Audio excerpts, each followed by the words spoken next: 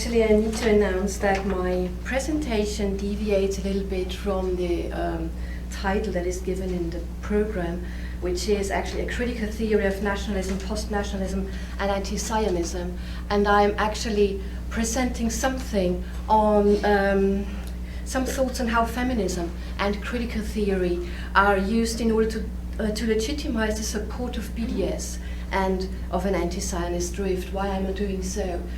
We had several talks on anti-Zionism, and we had several bits and pieces about intersectionality and how intersectionality, the concept of intersectionality, might be in connection with an anti-Zionist drift. And I would like to present some thoughts on this. My own background is in feminism and critical theory, and with critical theory I mean the social theory developed by Horkheimer, Adorno, Marcuse, and others, also known as the Frankfurt School. And I spent the last 15 years with doing research in the relationship of anti-Semitism, sexism, nationalism, racism, and ethnocentrism. And to me, it is particularly disturbing to see that feminism and women's studies are increasingly backing BDS and are increasingly delegitimizing Israel.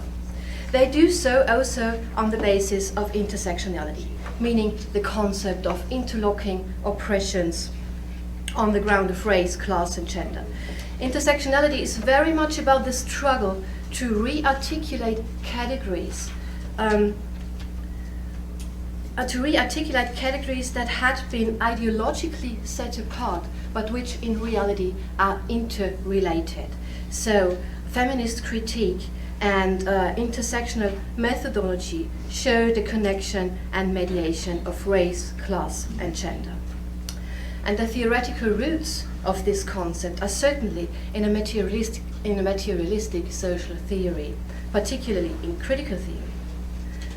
Intersectionality is meant to focus on the relationship of different social antagonisms that are not isomorphic, but which show different accesses to social reality, which are different forms of association into one and the same society, which are different forms of experiencing the antagonism that permeates our society.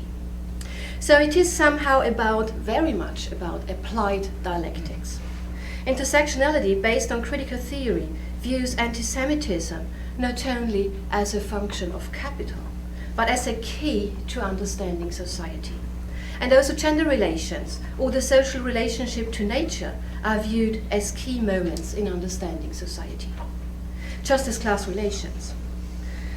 So intersectionality starts from heteromorphic conflicts and views them nonetheless within a totality.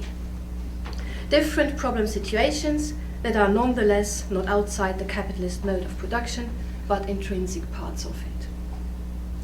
Anti-Semitism, racism, sexism, nationalism, ethnocentrism are different but connected ideologies. Horkheimer and Adorno once called this wider ideological framework the anti-democratic syndrome. So this is, all too briefly, what intersectionality in the tradition of critical theory actually means. And the German-speaking context where I was socialized theoretically and practically, in this context, intersectionality was introduced in particular by critical feminist historians who questioned and challenged the idea of a monolithic notion of gender with regard to National Socialism. Because far into the 1980s, there was the myth that women as a gender group were to be regarded as victims of National Socialism, because National Socialism was regarded as the epitome of patriarchy. And there was, of course, also an anti-Semitic stance to it, since patriarchy was perceived as something that Jews had brought over humanity. So in the end, this ideology was used as a device of victim-perpetrator reversal.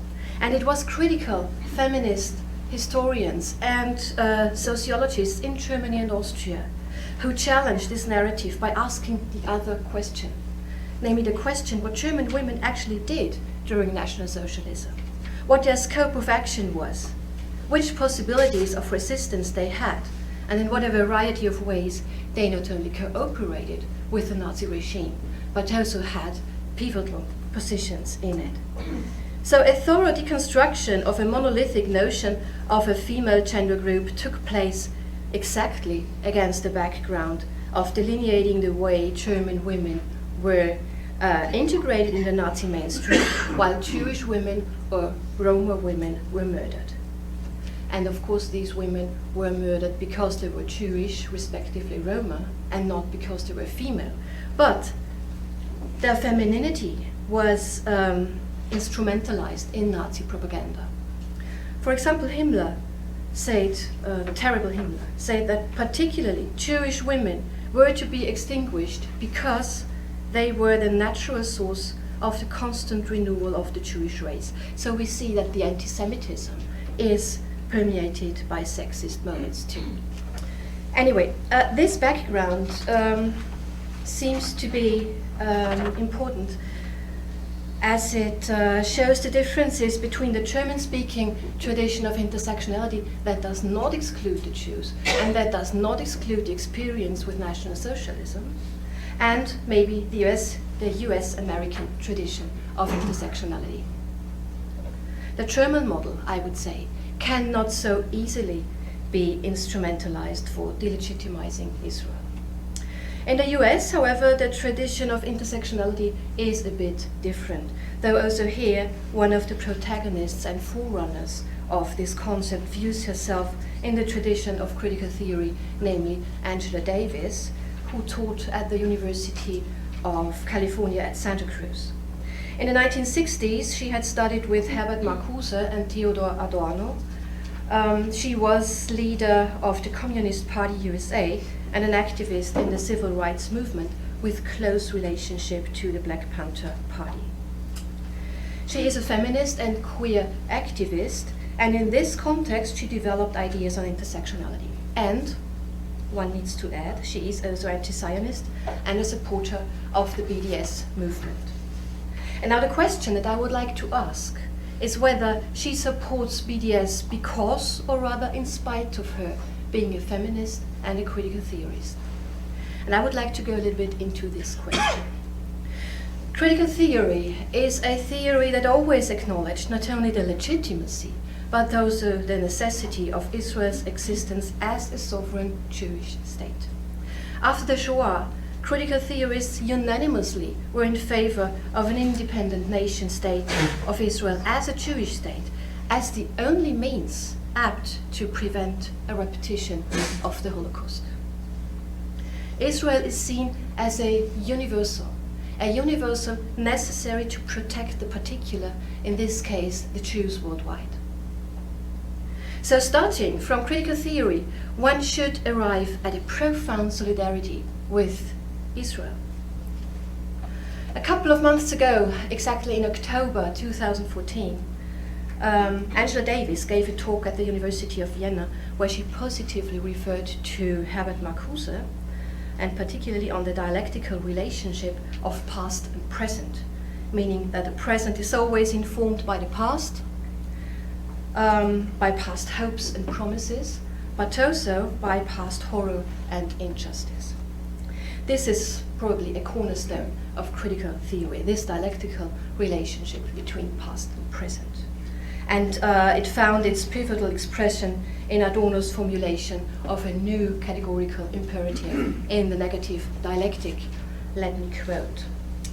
A new categorical imperative has been imposed by Hitler upon unfree mankind to arrange the thoughts and actions so that Auschwitz will not repeat itself, so that nothing similar will happen. End of quote. And if the world's system stays the same and stays unchanged, and thus also anti-Semitism persists, nothing similar can happen only if the state of Israel exists as a refuge for all Jews in the world. Thus, after the Holocaust, the existence of the state of Israel as a Jewish state is unconditional and self-evident. This is what Adorno's categorical imperative eventually implies. In contrast to this, Angela Davis seems to single out Israel in a completely different way, and she focuses on it with a particular sharpness that she does not apply to any other nation state except for the USA. Israel becomes the representative of all that is bad in the principle of the nation state. And in Angela Davis's view, it stands for the white male majority that constitutes the universal. Israel stands for the abstract state in opposition to local Arab communities, for inauthenticity and artificiality, while Arabs stand for community and authenticity and rootedness, and one ought not miss the hidden anti-Arab racism to this. The artificial state Israel is seen as the reason why the authentic Arab states are failed states. And a further sign of the artificiality of the state of Israel will be the violence that is needed to maintain it. But the state itself is per se an artificial construct, as the critical theorist, the Austrian critical theorist Gerhard Scheidt convincingly pointed out. Let me quote a passage. Anti-Semites project onto Israel what they don't want to recognize as an intrinsic feature of the state as such, namely its artificial character. Its artificiality, according to Thomas Hobbes, consists in the fact that the state is meant to monopolize power and violence in the sovereign. And this principle of sovereignty, this artificiality, is projected on Israel and the USA. Why? Because anti-Semites don't want the state to be artificial but authentic. They identify themselves with the state and idealize it as an immediate and unmediated, a primal community of religion or nation. And in this immediacy, the state shall be dissolved so that eventually only gangs and rackets are left. Gangs, end of quote. Gangs and rackets, or as Angela Davis would put it, as she did in her talk in Vienna, though in a very positive sense, communities and collectivities with special interest. And these communities and collectivities with special interest shall again become more important compared to the individual, which in turn can only exist within the framework of the modern bourgeois state. The unmediated enmity against the modern bourgeois state implies the enmity against the individual and the orientation towards collectivity and community, on the ground of shared tradition, of religion, culture, and even race. Well, whoever said that certain forms of anti-racism cannot be racist themselves? Thus, just as financial capital serves as a projection screen for all that is contested in capitalism, so too serves the nation-state of Israel as a projection screen for all that cannot be fully integrated in the notion of community and collectivity. Eventually, anti-Semitism is hatred against the universal in the shape of bourgeois rights and rights of men. The universal eventually is under vehement attack and critique by Angela Davis. She criticizes the tyranny of the universal, and of course she is right when she states that the universal concepts like the rights of men, like the bourgeois nation state, like the individual or the subject, that all these categories are at the same time manifestations of the existing power relations. More often than not, universal categories have been clandestinely racialized and gendered. For most of our history, the very category of the human has not embraced black people, or women, or Jews. But still, only on the ground of this universal category of the human, it is only on this ground that black people, that women and Jews are to be considered human. So the universal category of the human is not only an expression of existing power relations, but also a denouncement of society that, with the universal, gives itself the appearance of equality, while in reality the universal is not applied to all.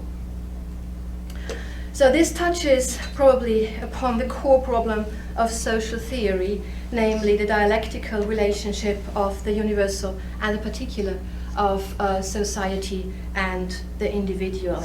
And this contradiction is certainly, this very contradiction, is certainly not due to the wrong term or concept, but due to society that is in itself contradictory.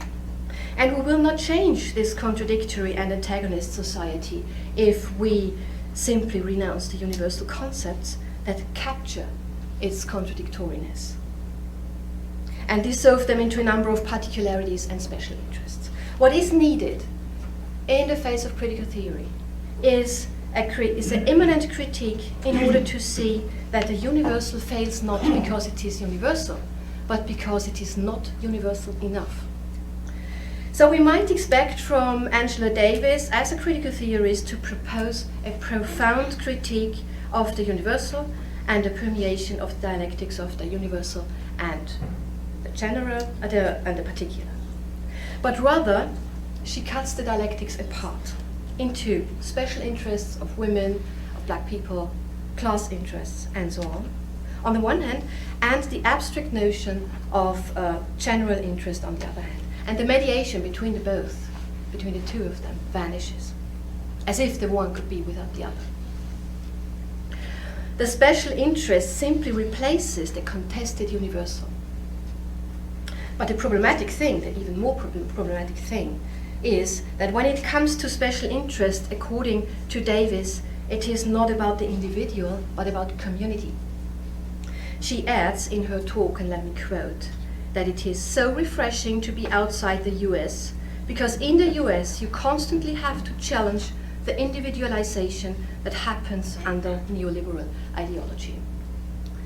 And of course she is right when she criticizes neoliberal ideology and how it transformed the liberal idea of the individual from a promise of freedom into the ultima ratio of adjustment to the powers that be. But immanent critique confronts what is with what ought to be, confronts what the concept of the individual means in its potentiality with what it has become in reality, and thus rescues the idea against reality. A determinate negation of the concept of the individual does not renounce it entirely, but rescues its essence, and its essence is the promise of autonomy and the power of judgment of the individual. Instead, Davis says that it wasn't about the individual, but about collectivities and communities, and that she seems to see come true in the Palestinian communities. The rejection of individualism altogether is an anti-imperialist stance in her approach and an anti-enlightenment drift, and is part of an Occidentalist view, an ideologically veiled view that wants the West uniquely abusive, shallow, and materialistic. And in this Occidentalism, the individual, rationality, yet the universal, is likely to be projected onto the Jews or on Israel. And or. Angela Davis goes on to pointing to the instances in which lives are violated by the repressive apparatuses of the state, and rightfully so, because this is actually what reification is all about. But interestingly, she connects this repressive character of the state not to any state, but explicitly to the USA and Israel. And she does so without simultaneously bearing in mind that it is the state, and today only the state, that provides legal certainty. There is no other authority, no world sovereign, that could take over this task. And for sure, the ominous communities that Davis is referring to so positively will not guarantee the legal rights of the individual, since the principle of these community structures is not autonomy but exclusive identification with the group to which one incidentally belongs to. It is about in-groups that need an out-group for their very self-understanding.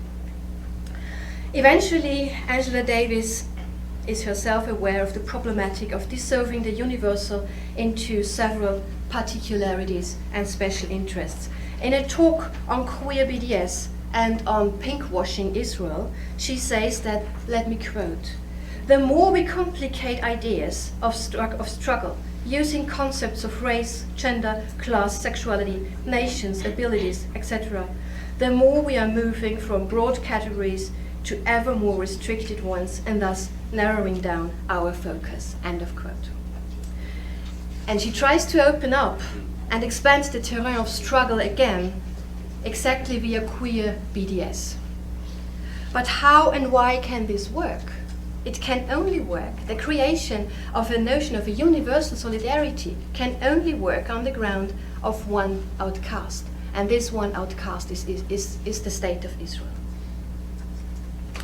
So instead of seeing the special interests in the totality of society, Davies seems to identify this totality altogether with one state and narrows it down to Israel and the USA. And the accusation of pinkwashing is of course an absolute cynicism. But this ideology is necessary in order to be able to blind out the gender dimension in viewing the whole issue. Because only through the accusation of pinkwashing is it possible for a feminist not to focus on how gender and sexual rights are systematically violated in Islamist communities. The accusation of pinkwashing is a vehement critique of hypocrisy, as if hypocrisy were the first crime, and not violence against women and gay people under Sharia law. However, it is regarded as particularly objectionable that Israel gives herself the image of a liberal society with women and gay rights, while in reality not being free of gender violence. But which society is? Certainly not the Muslim societies in the Middle East, and certainly not some community somewhere. Hypocrisy needs to be criticized, no doubt about that, but we need to keep a sense of proportion. And getting rid of the liberal mask is certainly no solution. It is, on the contrary, a totalitarian drift, just as the total objection to the idea of the universal. The unmediated rejection of the state and of the individual doesn't make reality truer and doesn't make minorities safer. The concept of intersectionality, and this is what I wanted to show in this presentation, if taken seriously, does not imply an anti-Zionist drift. But it is a strategy to reflect on the dialectics of the universal and the particular, of society and the individual. It enables us to view different manifestations of antagonist society, different ways of experiencing the antagonist society, and still see the special interest in the framework of a totality that produces these special interests. So coming back to my initial question, I might want to say that Angela Davis supports BDS not because, but despite she's a feminist and critical theorist. 1 minute. And I'm ready. As a feminist, really, as a feminist, it leaves me astonished as well as enraged when I see feminists fraternizing with things and with what they ought to be opposed to. Thank you very much.